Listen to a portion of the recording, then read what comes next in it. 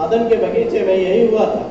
हवा के पास सांप के द्वारा जब शैतान आया, मेरी परमेश्वर का धन्यवाद हो जो प्रभु ने एक मौका दिया कि हम लोग फिर से परमेश्वर की इच्छा को जान सकें। और जैसे कि हम लोग जानते हैं कि इस समय पूरी दुनिया में एक महामारी फैली हुई है, कोरोना महामारी, और आए दिन लाखों लोग, पूरी दुनिया में हजारों लाखों लोग इस कोरोना महामारी की चपेट में आ गए। हजारों लाखों लोग इस कोरोना महामारी में मर रहे हैं।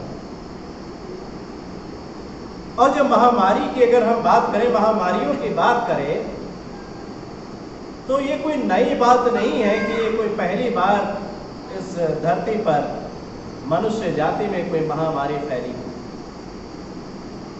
बाइबल इस बात को हमें बताती है कि पहले भी महामारियां आ चुकी हैं। दुनिया का इतिहास जब हम उठाकर देखते हैं तो वहां पर लिखा हुआ है, दुनिया के इतिहास में ये दर्ज है कि अभी तक बहुत सारी महामारियां इस पृथ्वी पर आ चुकी हैं और हजारों करोड़ों लोग, लाखों लोग उसमें मर चुके हैं। और ये जो इस समय जो कोरोना महामारी आई है, इसमें भी हजारों लोग रोज मर रहे हैं, हजारों लाखों लोग इसके चपेट में आ रहे हैं। और आए दिन ये भी इस महामारी का जो प्रकोप है वो बढ़ता ही जाता है, इसका रूप जो है वो भयंकर होता जाता है। और जैसा कि मैंने आपको बताया कि जब हम महामारियों की बात करें तो बाइबल हमें बताती है, ये कोई नई बात नहीं है। जब हम बाइबल की किताब निर्गमन की पुस्तक को पढ़ते हैं, मिस्र देश में परमेश्वर ने जब मूसा को, अपनी प्रजा को, चुनी हुई प्रजा को छुड़ाने के लिए भेजा, तो वहां पर क्या हुआ? फिरौन के मन जो कठोर हो गया, परमेश्वर ने क्या किया? अपनी सामर्थ को, अपनी पवित्र सामर्थ को प्रकट करके बड़े बड़े आश्चर्य कर्म किए। उसमें कई महामारियां थी और जो भी परमेश्वर ने किया मिस्र देश में, उसमें लोगों की हानि हुई, उनके हर प्रकार से, चाहे उनके प्राणों की हानि हुई हो या किसी भी और चीज की हानि हुई, सब प्रकार से हानि हुई। और हम जानते हैं कि परमेश्वर बड़ी सामर्थ्य दिखा करके, बड़े बड़े आश्चर्य कर्म करके मिस्र देश पर महामारियों को भेज करके अपनी चुनी हुई पवित्र प्रजा को छुड़ा लाया।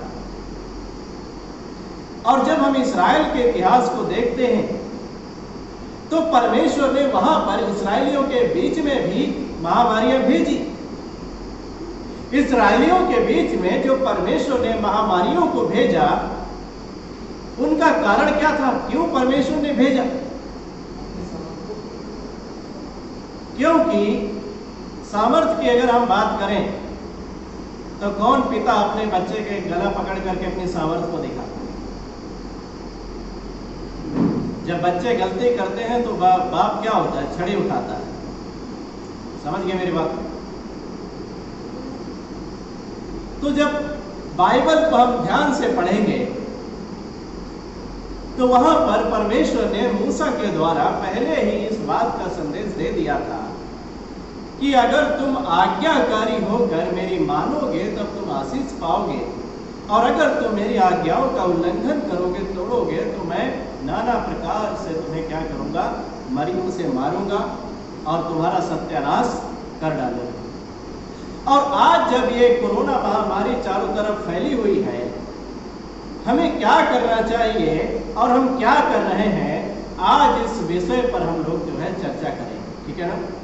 हम लोग बाइबल से, एक इस्राएल के इतिहास से एक वचन को, अध्याय को हम देखेंगे कि जहां पर परमेश्वर ने एक महामारी को भेजा और वहां पर लोग क्या कर रहे थे? दो प्रकार के लोग थे।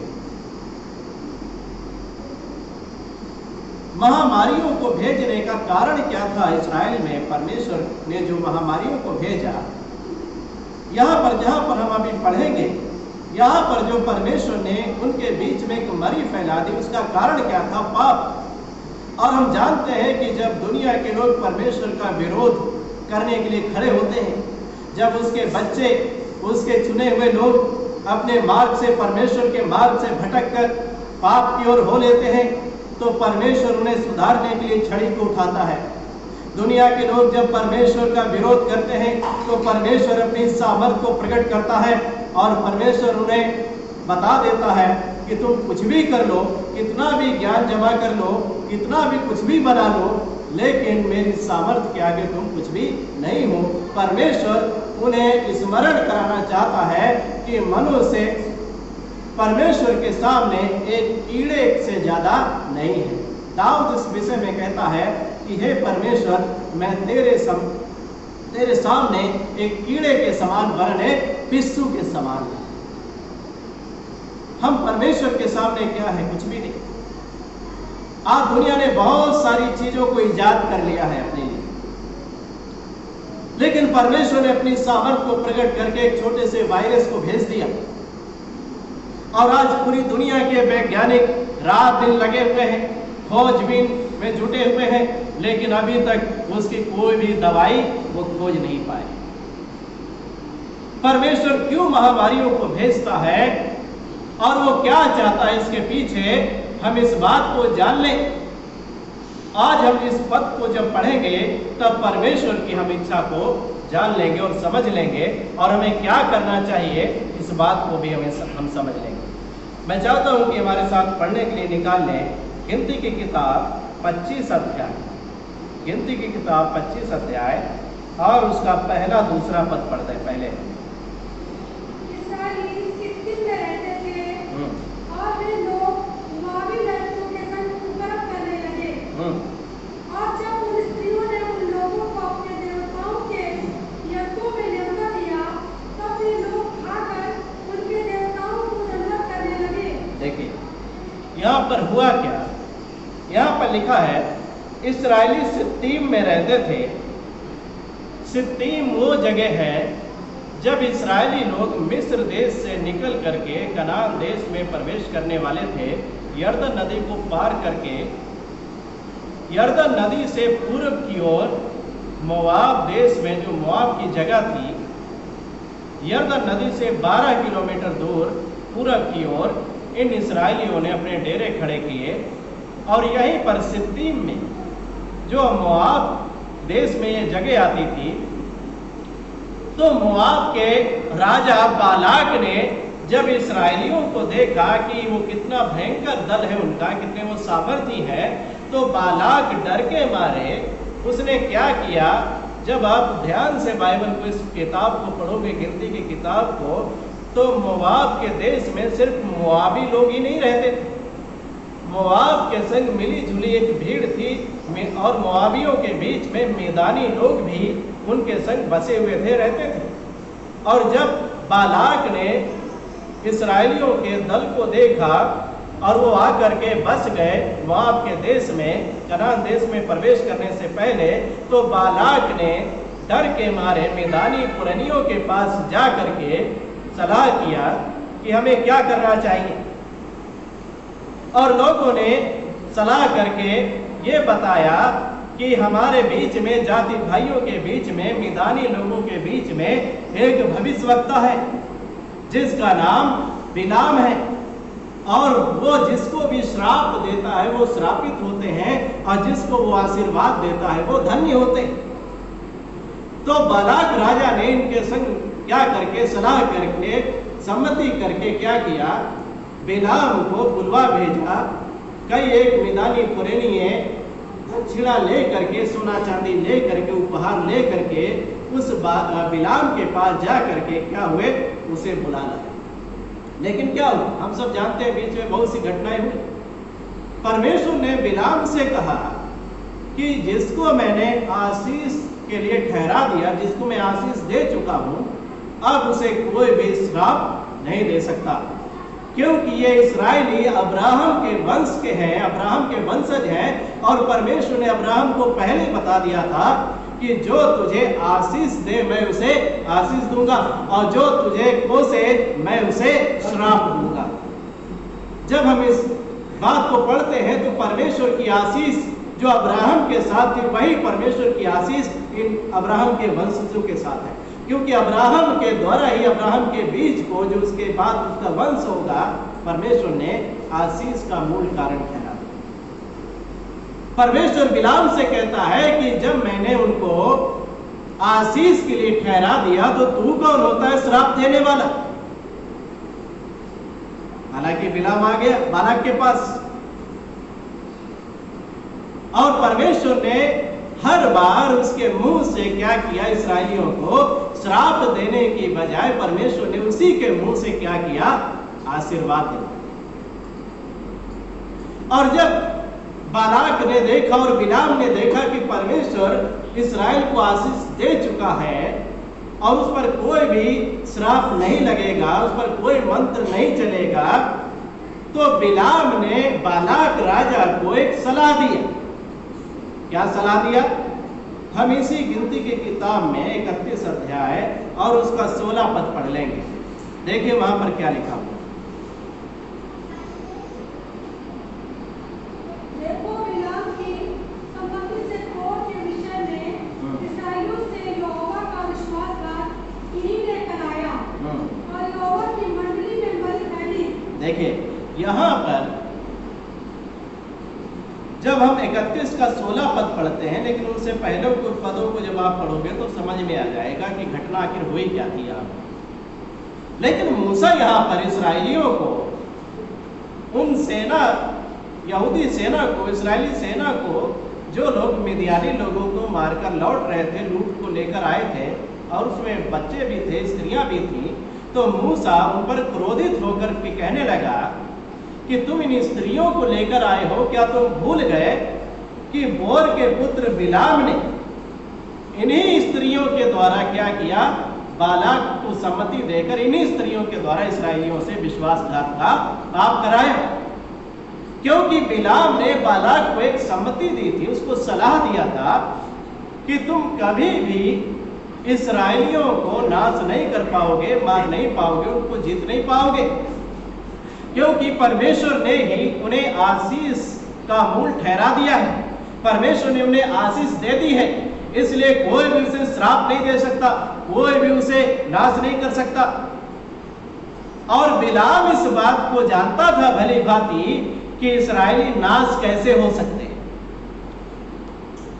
और इसलिए बिलाम ने बड़ी चालाकी से बालाक को एक सलाह दिया, एक सम्मति दी कि तुम एक काम करो कि तुम अपनी सुंदर सुंदर स्त्रियों को, लड़कियों को इस्राएली पुरुषों को फंसाने के लिए, उनके संग कुकर्म करने के लिए, व्यभिचार में गिराने के लिए उनके पास भेजो। और जब बालाक ने बिलाम की सम्मति को मान करके ऐसा किया, जब मोआब देश की सुंदर स्त्रियां, लड़कियां, मिदानियों की सुंदर स्त्रियां, लड़कियां इस्राएली पुरुषों के पास गईं, और क्या हुआ, इस्राएली पुरुष बड़े आराम से उन स्त्रियों के चंगुल में फंस गए, वो व्यभिचार के पाप में गिर गए। और इतना ही नहीं, वो अपने परमेश्वर को छोड़ करके किसी दूसरे ही की उपासना करने। बिलाम अच्छे से जानता था कि यही एक तरीका है, रास्ता है इन इस्राएलियों को नाश करने का। उन पर तुम्हें कुछ करने की जरूरत नहीं है, तुम्हें तलवार चलाने की जरूरत नहीं है, तुम बस एक काम करो, और जब ये लोग अपने परमेश्वर को छोड़ देंगे तो परमेश्वर क्रोध में आकर खुद ही इनको क्या करेगा, नाश कर डालेगा। और ऐसा हुआ भी, कुछ हद तक बिलाम की सम्मति ने काम भी किया। जब वो सुंदर स्त्रियां, लड़कियां इस्राएलियों के पास आई, और वो इस्राएली पुरुष, जवान लोग पाप में गिर गए उन अन्य जाति स्त्रियों के साथ। और तब क्या हुआ, जब उन्होंने व्यभिचार का पाप करने लगे, शारीरिक और आत्मिक व्यभिचार दोनों करने लगे, उन्होंने परमेश्वर को छोड़ दिया, उन्होंने दूसरे ईश्वरों की उपासना करने लगे, उन्हें दंडवत करने लगे।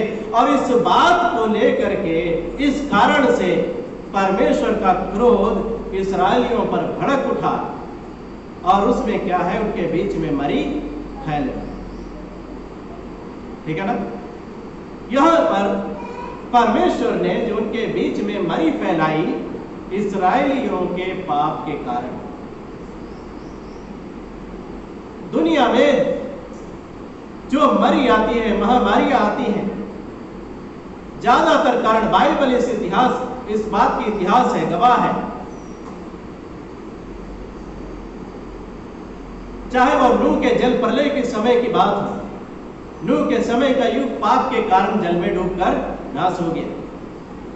चाहे दुनिया में कोई भी विपत्ति है, इस्राएलियों के बीच में कोई भी विपत्ति क्यों ना आई, परमेश्वर ने उनके पाप का दंड उन्हें दिया। बाइबल इस बात की गवाह है। और हम लोग देखेंगे जब इस्राएलियों के बीच में ये मरी फैल गई, महामारी फैल गई, उसी वक्त हुआ क्या, देखें हम इसका 6 पद पढ़ेंगे। जब इस्राएलियों की सारी मंडली मिलाप वाले तम्बू के द्वार पर रो रही थी। देखिए, जब इस्राएलियों की सारी मंडली मिलाप वाले तम्बू के द्वार पर रो रही थी। क्यों रो रही थी? क्योंकि परमेश्वर के विरोध में जो लोगों ने पाप किया था और परमेश्वर का भड़का हुआ क्रोध जो था, जिसके कारण उनके बीच में मरी फैली हुई थी और चारों तरफ लाशें गिर रही थी, मरे हुए लोगों की लोथें पड़ी हुई थी और लोग मरते जा रहे थे। इस कारण बहुत से लोगों ने क्या किया, परमेश्वर के मिलाप वाले तंबू के सामने, उस पवित्र स्थान के सामने क्या किया, उस मंडली के लोगों ने अपने पत्नी बच्चों समेत आकर के, परिवार के समेत आकर के परमेश्वर के सामने घुटने टेक दिए और आंसू बहा बहा करके अपने पाप का अंगीकार करने लगी, परमेश्वर से दया की भीख मांगने लगी, क्षमा की याचना करने लगी और पश्चाताप करने लगी। लेकिन इसी वक्त जब सारी मंडली परमेश्वर के मिलाप वाले तंबू के सामने रो रही थी, विलाप कर रही थी, अपने पापों का अंगीकार कर रही थी, अपने घुटने टेक दिए थे, उन्होंने परमेश्वर के सामने दया की भीख मांग रहे थे, परमेश्वर से अपने प्राणों के बचाव के लिए विनती कर रहे थे, उसी वक्त उसी मंडली में दूसरे प्रकार के लोग भी शामिल थे। और वो दूसरे प्रकार के लोग कौन से शामिल थे? देखिए, एक तरफ तो लोग रो रहे थे, पश्चाताप कर रहे थे, पापों का अंगीकार कर रहे थे, दया की भीख मांग रहे थे, और दूसरे तरफ कैसे लोग थे? देखिए, तो एक इस्राएली पुरुष मूसा और सब लोगों की आंखों के सामने एक निराली स्त्री को अपने साथ अपने भाइयों के पास ले आया। देखिए, जिस वक्त सारी मंडली परमेश्वर के मिलाप वाले तंबू के सामने रो रही थी, विलाप कर रही थी, उसी वक्त एक पुरुष, इस्राएली पुरुष, इन सब बातों से अनजान, बेफिक्र क्या कर रहा था? अपने उसी पापों को अंजाम देने में लगा हुआ था जिसके कारण इस्राएलियों के बीच में मरी फैली थी। अपनी शारीरिक अभिलाषाओं को पूरा करने में लगा हुआ था जिसके कारण परमेश्वर का क्रोध भड़का था इनके बीच में, जिसके कारण हजारों लोग मर चुके थे और लोग परमेश्वर के सामने घुटने टेक दिए थे। लोगों ने वो पश्चाताप कर रहे थे, पापों से तौबा कर रहे थे, मन फिरा रहे थे, दया की भीख मांग रहे थे, वो परमेश्वर से क्षमा की याचना कर रहे थे।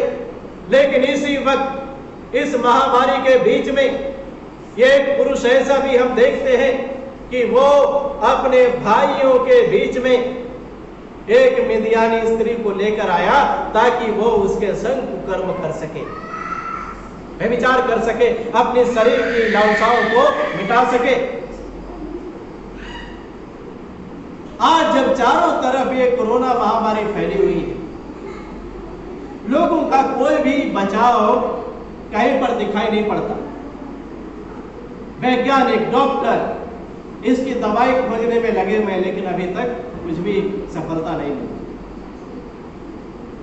और जब लोगों के आए दिन हजारों लाखों लोगों के प्राण जा रहे हैं इस महामारी के कारण, आज इसी समय में बहुत से लोग जो परमेश्वर से दूर हो चुके थे, उन्होंने अपनी आत्मिक स्थिति को पहचाना, उन्होंने अपने ऊपर विचार किया, उन्होंने अपने अंदर झांका और उन्होंने अपने पाप से मन फिरा करके परमेश्वर के सामने घुटने टेक दिए और आंसू बहा बहा करके परमेश्वर से दया की भीख मांगने लगे, परमेश्वर के पास आ गए और परमेश्वर के सामने हर एक अपने पापों का अंगीकार लोग करने लगे। जब इस्राएली लोग इस मरी के कारण परमेश्वर के मिलाप वाले तंबू के सामने पश्चाताप कर रहे थे, उसी वक्त उनके बीच में एक उनका भाई, इस्राएली भाई, एक स्त्री को लेकर आया कुकर्म करने के लिए, जिसके कारण, जिस पाप के कारण परमेश्वर का क्रोध इनके ऊपर भड़का था। लेकिन वो इस बात से बिल्कुल अनजान था, बेफिक्र था, उसे कोई चिंता नहीं थी। लेकिन ज्यादातर लोग परमेश्वर के सामने घुटने टेक चुके थे, वो दया मांग रहे थे प्रभु से। आज इस महामारी में जब ये दुनिया कोरोना महामारी की चपेट में है, जब इस कोरोना महामारी की शुरुआत दुनिया के सब देश में हो गई, पूरी रीति से फैल चुका है, ऐसे समय में आज बहुत से लोगों ने परमेश्वर के सामने आकर के घुटने टेक दिए, आंसू बहा बहा करके अपने पापों से पश्चाताप कर लिया और यीशु मसीह को अपना उद्धारकर्ता स्वीकार कर लिया और वो पाप से फिर गए, पाप के रास्ते को छोड़ करके परमेश्वर की ओर हो लिए। लेकिन इसी महामारी के बीच में जब ये सब कुछ हो रहा है, हमारे बीच में ऐसे लोग भी पाए जाते हैं आज जो प्रभु यीशु मसीह के कहलाते हैं, उनके नाम के आगे मसीही लिखा हुआ है, ईसाई लिखा हुआ है, विश्वासी लिखा हुआ है।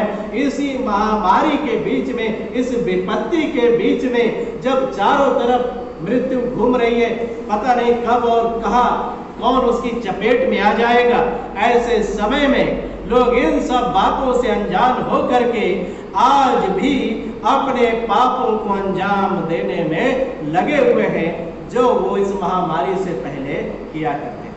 है कि नहीं? अधिकतर लोग, अधिकतर नहीं कहेंगे, थोड़े लोग हैं, क्योंकि वचन कभी झूठ नहीं कह सकता, प्रभु का वचन झूठ नहीं बोलता।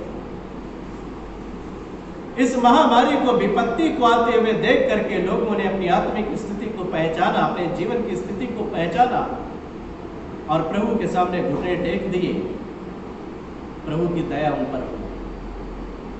लेकिन आज इसी महामारी के बीच में जब एक तरफ लोग पश्चाताप कर रहे हैं, लेकिन दूसरी तरफ ऐसे लोग भी हैं जो अपनी शारीरिक अभिलाषाओं को पूरा करने में लगे, जो आज भी अपने पाप को अंजाम देने में लगे हुए हैं। उन्हें कोई भी चिंता नहीं है, कोई भी फिक्र नहीं है, उनको परमेश्वर क्या चाहता है इस बात से कोई मतलब नहीं है।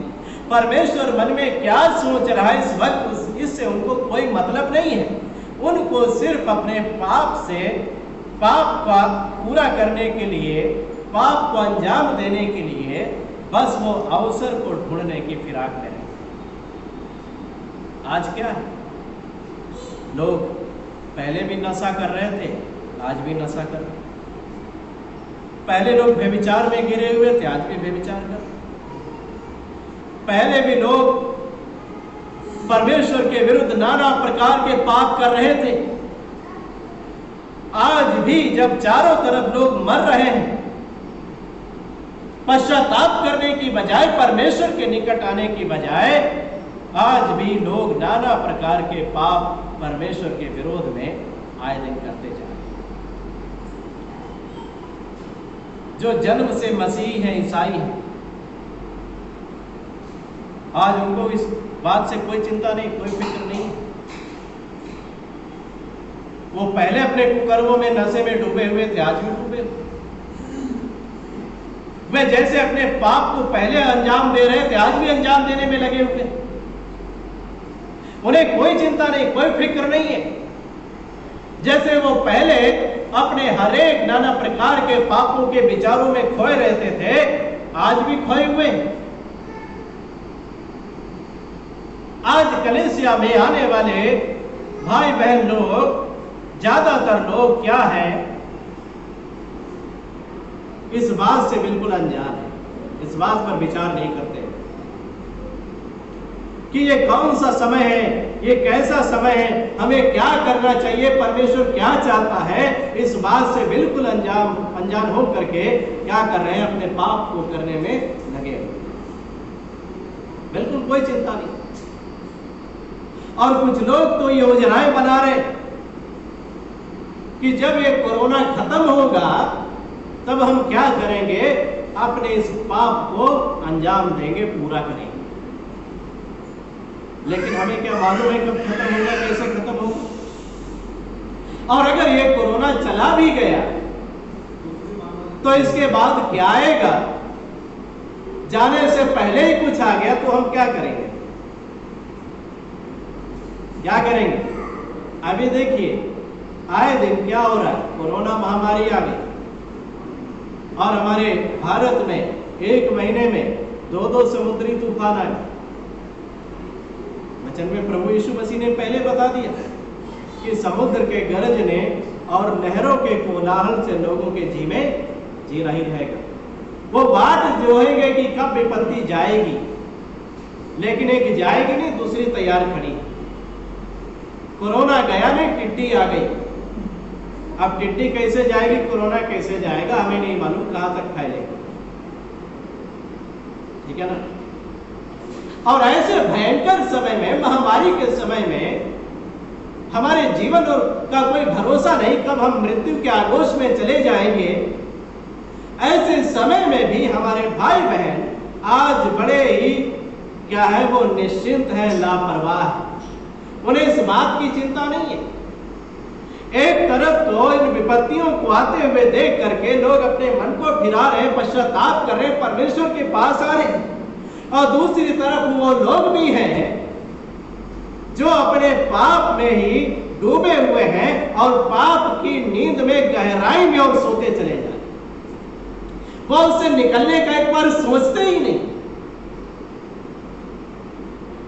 जैसा कि यहां पर जब पूरी मंडली परमेश्वर के सामने घुटने टेक करके पश्चाताप कर रही थी, यहां पर एक व्यक्ति अपनी लालसाओं को, कुकर्म की लालसाओं को पूरा करने के लिए, शारीरिक अभिलाषाओं को पूरा करने के लिए एक मिद्यानी स्त्री को लेकर।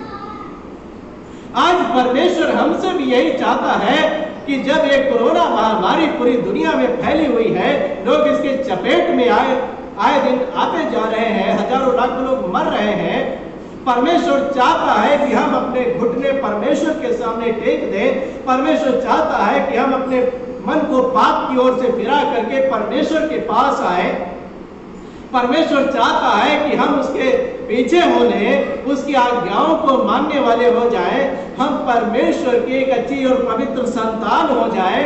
लेकिन आज इस महामारी में भी, इस भयंकर दौर में भी लोग इस बात से अनजान हैं। अनजान नहीं, वो जानबूझकर अनजान बने, बेफिक्र। वो सोचते हैं कुछ नहीं हो। आपको क्या मालूम है कि कुछ होगा कि नहीं? हमें और आपको मालूम है? किसी ने सोचा था कि कोरोना आ जाएगा और पूरी दुनिया अपने घरों में बंद हो जाएगी? वो जानता था? कोई नहीं जानता। तो तुम क्या जानते हो कि आगे क्या होगा? हम जानते हैं क्या होगा। वचन में तो पहले से सब कुछ बता दिया गया क्या क्या होगा, और वो हो रहा है। फिर भी हम अनजान करने की कोशिश करते हैं, प्रयत्न करते हैं झूठ को। क्यों? क्योंकि परमेश्वर के निकट आना हमें कम अच्छा लगता है। प्रभु की उपस्थिति में हमें कम आनंद महसूस होता है, और दुनिया में पाप करने में ज्यादा आनंद महसूस करते हैं। और इसलिए आज लोग अपने व्यभिचार के पापों को अंजाम देने के लिए, कुकर्म करने के लिए, नाना प्रकार के और भी काम करने के लिए, नशा करने के लिए, आज लोग क्या हैं, अवसर को खोज रहे हैं, उनके विचारों में खोए जा रहे हैं, नींद में डूबे जा रहे हैं। प्रभु हिला रहा है, जगा रहा है। कोरोना को भेज करके पूरी दुनिया को हिला दिया, उठो मेरे बच्चों, लेकिन बच्चे और सोते जा रहे हैं। आज हमारे बीच में भी ऐसे होता है। जब हमें मन फिराना चाहिए, जब हमें अपने आप को जांचना चाहिए, जब हम अपने ऊपर विचार करें कि मेरा जीवन कैसा है, प्रभु मेरे जीवन से खुश है कि नाराज है, ऐसे दौर में भी आज लोग इन सब बातों को ना सोच करके अपने पाप करने में लगे हुए, अपने पापों को अंजाम देने में लगे हुए। ऐसा है कि नहीं?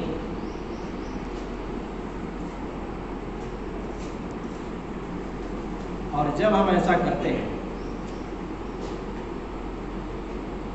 परमेश्वर इस्राएलियों को मरी के द्वारा उस समय मारा, और जब अपने बीच में फैली हुई मरी को देख करके देखा लोगों ने कि लोग मर रहे हैं, चारों तरफ लाशें गिरी हुई हैं, लोग समझ गए कि ये सब मेरे पापों के कारण हुआ है, हमारे पापों के कारण, और उन्होंने परमेश्वर के सामने घुटने टेक दिए, पश्चाताप किया।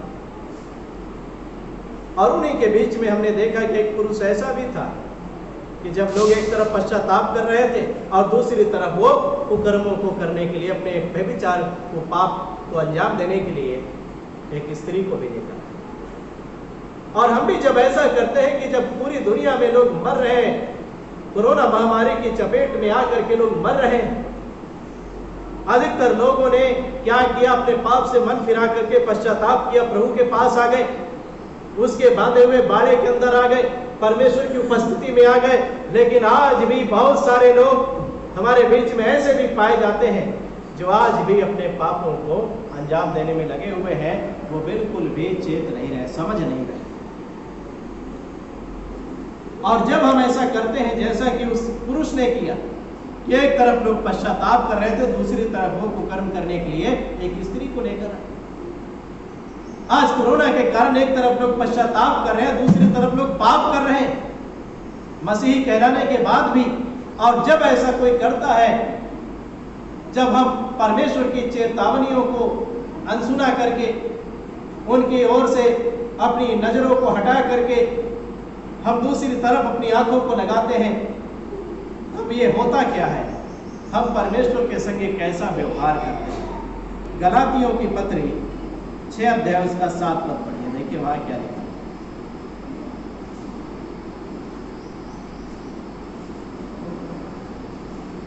गलातियों की पत्री 6 अध्याय उसका 7 पद पढ़ दीजिए, क्या लिखा है। धोखा ना खाओ, परमेश्वर ठट्ठों में नहीं उड़ाया जाता, क्योंकि मनुष्य जो कुछ बोता है वही काटेगा। आमीन। वचन क्या कहता है? धोखा ना खाओ कि परमेश्वर ठट्ठों में उड़ाया नहीं जाता। जब परमेश्वर की चेतावनी को दरकिनार करके आप परमेश्वर के विरोध में पाप करते हो, तो यही होता है कि परमेश्वर को तुच्छ जान करके उसको ठट्ठों में उड़ाना, उसको मजाक में। और वचन कहता है कि धोखा ना खाओ कि परमेश्वर ठट्ठों में नहीं उड़ाया जाता, क्योंकि मनुष्य जो कुछ बोता है वही काटेगा भी। आज हम कर क्या रहे? एक तरफ जब लोग अपने पापों से तौबा कर रहे हैं, पश्चाताप कर रहे हैं, और दूसरी तरफ लोग पाप कर रहे हैं। गिनती की किताब 25 अध्याय इस बात को जो हम पढ़ा, अभी हमने देखा, वह हम पढ़ रहे हैं, हम वहीं से देख रहे हैं इन सारी बातों को। एक तरफ पूरी मंडली परमेश्वर के सामने घुटने टेक कर पश्चाताप कर रही थी, और दूसरी तरफ ऐसे भी लोग थे जो पाप कर रहे थे। और ये सारी बातें हमारे लिए क्या है? दृष्टांत की रीति पड़ते हैं, क्योंकि पुराना नियम हमारे लिए क्या है? दृष्टांत। ये सारी बातें भेद की रीति पर है, हमारे लिए दृष्टांत की रीति पर। जैसा कि उनमें मरी के वक्त लोग पश्चाताप कर रहे थे, आज भी मरी के वक्त लोग पश्चाताप कर रहे हैं, अपने मन को फिरा रहे हैं, पाप से आज लोग मुड़ रहे हैं। लेकिन जैसा कि उनमें उनके बीच में मरी के समय भी लोग पाप करने में लगे हुए थे, आज हमारे बीच में भी इस महामारी के समय में लोग पाप करने में लगे हुए हैं। लेकिन क्या परमेश्वर यही चाहता है कि आप ऐसे ही बने रहो? क्या यही चाहता है? नहीं। परमेश्वर चाहता है कि हम सब लोग परमेश्वर के सामने घुटने टेक, हम सब लोग परमेश्वर के सामने आंसू बहा कर अपने पापों से पश्चाताप करें।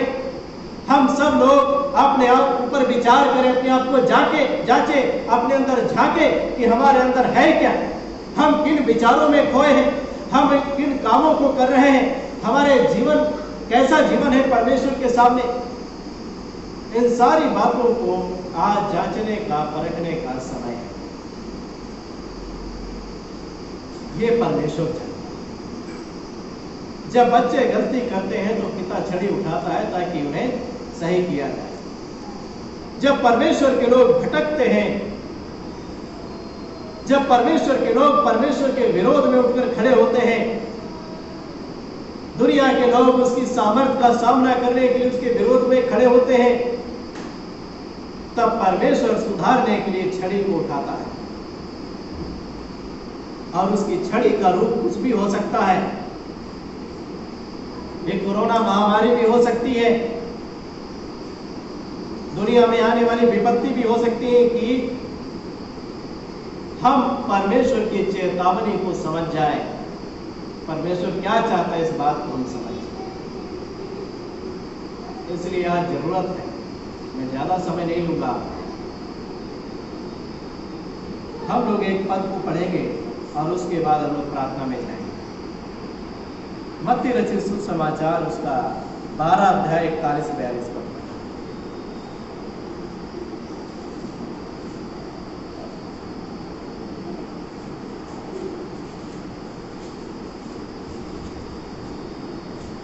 मत्ती रचित सुसमाचार 12 अध्याय उसका 41 और 42 पद पढ़िए। देखिए वहां क्या लिखा। निनवे के लोग न्याय के दिन इस युग के लोगों के साथ उठकर उन्हें दोषी ठहराएंगे, क्योंकि उन्होंने योना का प्रचार सुनकर मन फिराया।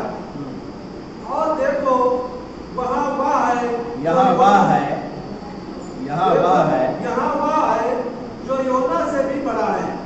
42 दक्षिण की रानी न्याय के दिन इस युग के लोगों के साथ उठकर उन्हें दोषी ठहराएगी, क्योंकि वह सुलेमान का ज्ञान सुनने के लिए पृथ्वी के छोर से आई। और देखो यहाँ वह है जो सुलेमान से भी बड़ा है। आमीन।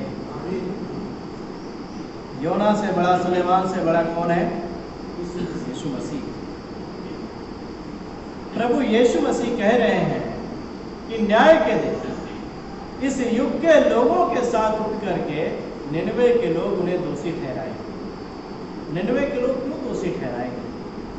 क्योंकि इस समय जब चारों तरफ कोरोना महामारी फैली हुई है, कुछ लोग पश्चाताप कर रहे हैं, प्रभु के पास आ रहे हैं, लेकिन ज्यादातर लोग आज भी अपने पापों में डूबे हुए हैं।